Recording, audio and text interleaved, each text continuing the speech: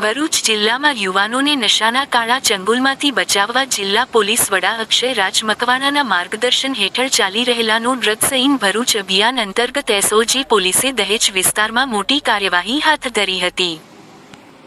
દહેજના માખણીયાવાડ વિસ્તારમાં ગાંજાનો જથ્થો સંતાડી રાખી યુવાનોના ભવિષ્ય સાથે ખેલ કરનાર તત્વો સામે પોલીસે કડક વલણ અપનાવતા એક આરોપીને રંગેહાથ ઝડપી પાડ્યો હતો. એસઓજીના પીઆઈએ વી પાણમિયાના માર્ગદર્શન હેઠળ પોલીસ સ્ટાફ પેટ્રોલિંગ દરમિયાન દહેજના માખણીયાવાડ ખાતે દરોડા પાડવામાં આવ્યા હતા. તપાસ દરમિયાન મનહર રામસંગ ગોહિલના રહેણાંક મકાનમાંથી આશરે 787 ગ્રામ ગાંજો મળી આવ્યો હતો. પોલીસે સ્થળ પરથી ગાંજાના જથ્થા સાથે મોબાઈલ ફોન સહિત કુલ ₹50,000થી વધુનો મુદ્દામાલ કબજે કરી કાયદેસરની કાર્યવાહી હાથ ધરી હતી.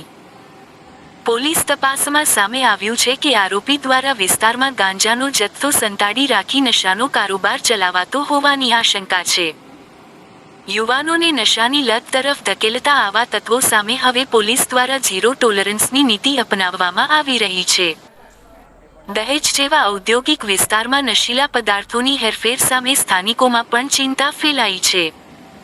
આ કેસમાં સંડોવણી બહાર આવતા દીપક ભીમસંગ અને મીનાબેન દીપકભાઈ રહે દહેજને પોલીસે વોન્ટેડ જાહેર કરી તેમની શોધખોળ શરૂ કરી છે. એસઓજી ટીમ દ્વારા સમગ્ર નેટવર્ક સુધી પહોંચવા વધુ ઊંડાણપૂર્વક તપાસ હાથ ધરાતા નશાના ધંધાર્થીઓમાં ફફડાટ ફેલાયો છે.